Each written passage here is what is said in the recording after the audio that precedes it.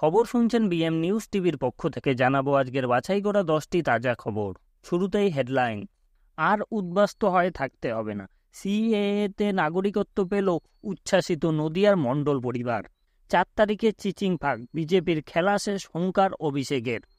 ভুয়ো পরিচয়ে ফেসবুকে প্রেমের ফাঁদ, বিয়ের প্রতিশ্রুতি দিয়ে ধর্ষণ তরুণীকে। শত্রুকে ভয় ধরিয়ে রাডার বিধ্বংসী ক্ষেপণাস্ত্রের সফল উৎক্ষেপণ করল ভারত। দম থাকলে অ্যারেস্ট করে দেখাও, অভিষেককে পাশে নিয়ে বিজেপিকে চ্যালেঞ্জ মমতার। 75 দিনে 200-র বেশি র্যালি, নিজের রেকর্ড নিজেই ভাঙল 73 বয়সের তরুণ মোদি। বাড়িতে চুরি হচ্ছে, আর সেই চুরি আটকানোই শাস্তি দেওয়া হলো গৃহকর্তাকে খুন করে। বিবেকানন্দ রকে ধ্যানে মোদি। এখন বিস্তারিত।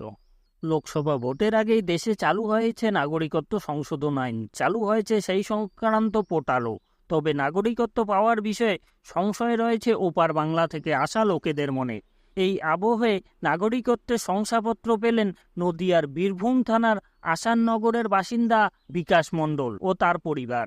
ভারতের নাগরিক হতে পেরে স্বাভাবিকভাবেই খুশির জোয়ার ভেসে উঠেছে ওই পরিবারে। 2012 সালে বাংলাদেশের ঝিনাইদহ থেকে বিকাশ ও তার পরিবার চলে আসে ভারতে। সেই থেকে শরণার্থী হিসেবে থাকছিলেন তারা। এরই মধ্যে সংবাদ মাধ্যমে দেখে জানতে পারে 2014 সালের আগে বাংলাদেশ থেকে চলে আসা শরণার্থীদের নাগরিকত্ব দেবে কেন্দ্রীয় সরকার। তখনই সিদ্ধান্ত নেন আবেদন করবেন। সেই মতোই এপ্রিল মাসের 29 তারিখে অনলাইনে আবেদন করেন তিনি।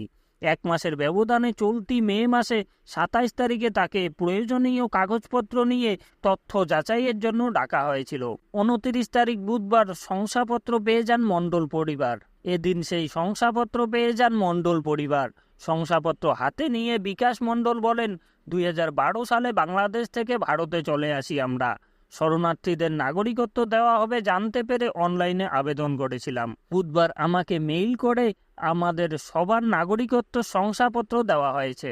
আমরা খুব খুশি। কেন চলে এসেছিলেন বাংলাদেশ থেকে, তার উত্তরে তিনি বলেন, বাংলাদেশে হিন্দুদের নিরাপত্তার অভাব রয়েছে। ফেসবুকে পাত্রী চাই বলে পোস্ট করেছিল এক ব্যক্তি, কিন্তু সেটা যে আপদের একটি ফাঁদ তা টের পায়নি ওই তরুণী, আর সেটাই কাল হয়ে উঠল তার। টোপ গিলে ওই ব্যক্তির সঙ্গে দেখা করতে গিয়েছিল ওই তরুণী। অভিযোগ, দেখা করার আছিলায় বিয়ের প্রতিশ্রুতি দিয়ে তাকে ধর্ষণ করে ওই ব্যক্তি। এই ঘটনায় অভিযুক্তকে গ্রেপ্তার করেছে পুলিশ। জানা গিয়েছে অভিযুক্তের নাম শিবলি সাদিক নাইম, পেশায় ইলেকট্রিশিয়ান। ভুয়ো নাম ও ঠিকানা ব্যবহার করে ফেসবুকে আইডি খুলেছিলেন নাইম। পাত্রের সন্ধান চেয়ে করেছিলেন পোস্ট, সেই ফাঁদেই পা দিয়েছিল নিয়মিত তরুণী। ধীরে ধীরে যোগাযোগ বাড়তে থাকে দুজনের মধ্যে। এরপর হোটেলে দেখা করতে গেলে ওই তরুণীকে ধর্ষণ করে বলে অভিযোগ। চট্টগ্রামের বঙ্গবন্ধু শিল্পনগর এলাকা থেকে শিবলিকে গ্রেপ্তার করে পতেঙ্গা থানার পুলিশ। 7ম দফায় আগামী 1 জুন রাজ্যের 9টি লোকসভা কেন্দ্রে নির্বাচন। তার আগে শেষবেলার প্রচারে মহেশতলায় দাঁড়িয়ে বিরোধীদের ফের হুঁশিয়ারি দিলেন অভিষেক বন্দ্যোপাধ্যায়। আগামী 4 জুন ফল প্রকাশের দিনই বিজেপির খেলা শেষ হবে বলে হুঙ্কার তার। বৃহস্পতিবার বিকেলে মহেশতলায় বাটামোড় থেকে ডাকঘর পর্যন্ত রোড শো করেন অভিষেক।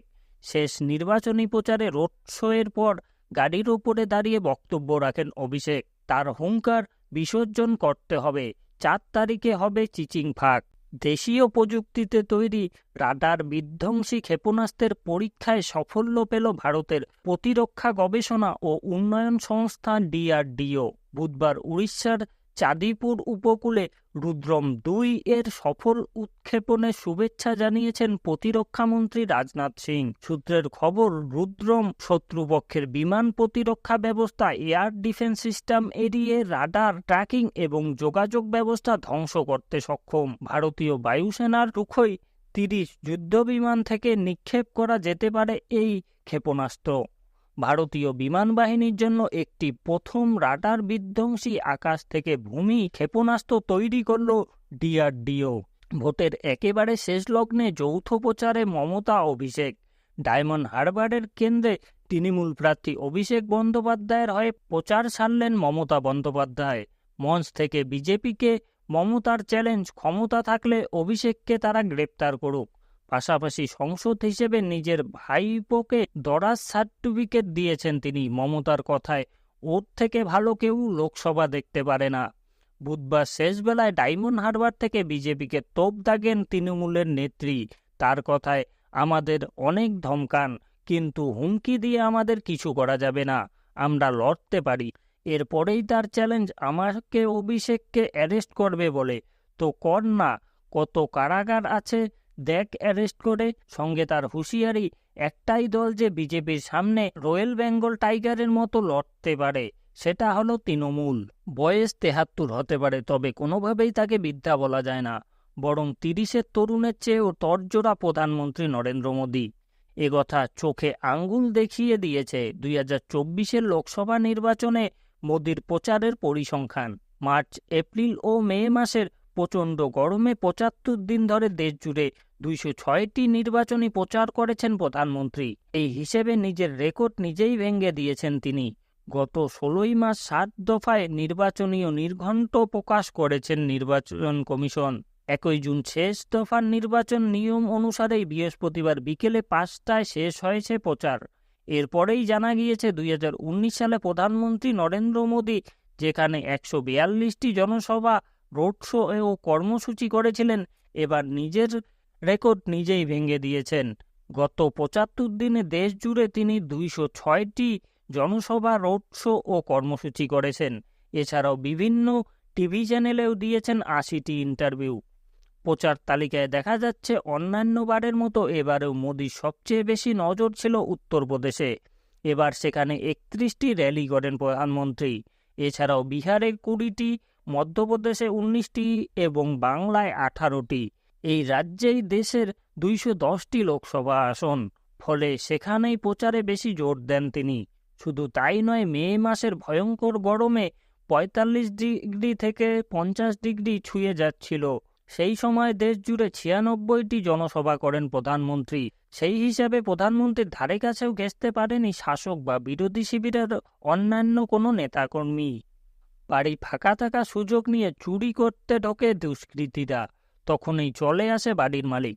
অভিযোগ, বাধার মুখে পড়ে মালিককে মারতে থাকে তারা।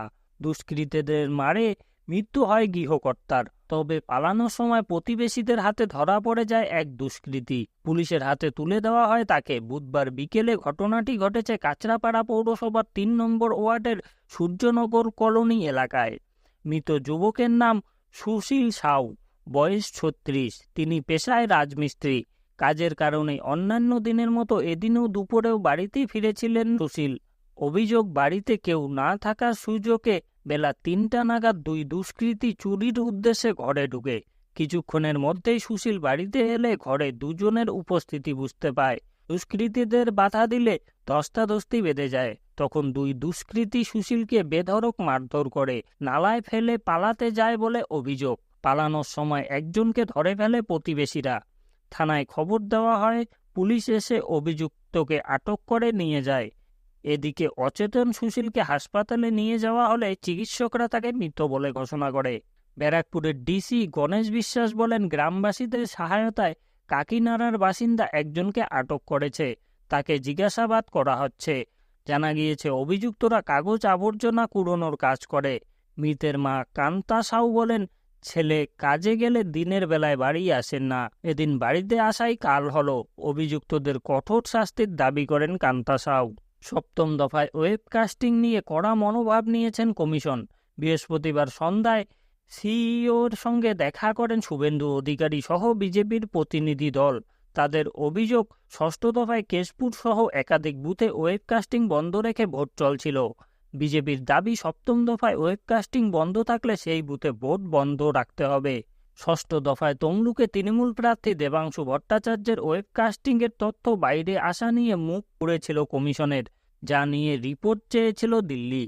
এর প্রেক্ষিতেই কমিশনের নির্দেশে ওয়েবকাস্টিং বন্ধ থাকলে তার যাবতীয় দায় প্রিসাইডিং অফিসারের। সেক্ষেত্রে কর্তব্য গাফিলতি প্রমাণিত হলে ওই অফিসারকে তৎক্ষণাৎ সরিয়ে দেওয়া ছাড়াও ডিসিপ্লিনারি অ্যাকশন নেওয়া হবে। কমিশনের নির্দেশে ওয়েবকাস্টিংয়ের কোনো গণ্ডগোল হলে সঙ্গে সঙ্গে তা জানাতে হবে সংশ্লিষ্ট এজেন্ট এবং সেক্টর অফিসারকে। না হলে কর্তব্য গাফিলতির দায়ে অভিযুক্ত হবেন প্রিসাইডিং অফিসার। এদিকে সাধারণ ও বিশেষ পুলিশ পর্যবেক্ষণ ছাড়াও লোকসভা কেন্দ্রে প্রতি ৩ জন করে পর্যবেক্ষণ রয়েছে নির্বাচন কমিশনের। তারপরেও কোনো ঝুঁকি না নিয়ে সপ্তম দফায় বাড়তি নজরদারি হিসেবে আরও 8 আইপিএস আধিকারিককে নিয়োগ করল নির্বাচন কমিশন। বসিরহাট ও বারুইপুর পুলিশ জেলায় এই 8 আইপিএস কর্তাকে রাখা হচ্ছে বলে কমিশন সূত্রে খবর। এর উত্তপ্ত বাঙ্গর তৃণমূল পঞ্চায়েত সদস্যকে লক্ষ্য করে বোমা ছোড়ানোর অভিযোগ। জখম হয়েছে আরও অত্যন্ত 10 জন। তাদের জিরাগাছা প্রাথমিক স্বাস্থ্যকেন্দ্রে নিয়ে যাওয়া হয়েছে। এই ঘটনায় কাঠগড়ায় আইএসএফ, যদিও অভিযোগ অস্বীকার করেছে আইএসএফ। জানা গিয়েছে ভোটের আগে দলীয় বৈঠক সেরে তৃণমূল পঞ্চায়েতের সদস্য সহ বেশ কয়েকজন দলীয় কর্মী সমর্থকরা বাড়ি ফিরছিলেন। অভিযোগ সেই সময় তাদের ওপর হামলা চালানো হয়, বোমাবাজি করা হয় বলে অভিযোগ। 131 বছর আগে এখানে ধ্যান করেছিলেন রবীন্দ্রনাথ দত্ত, অর্থাৎ স্বামী বিবেকানন্দ। কন্যাকুমারীর সেই বিবেকানন্দ রকেই এবার ধ্যানে বসছেন প্রধানমন্ত্রী নরেন্দ্র মোদী।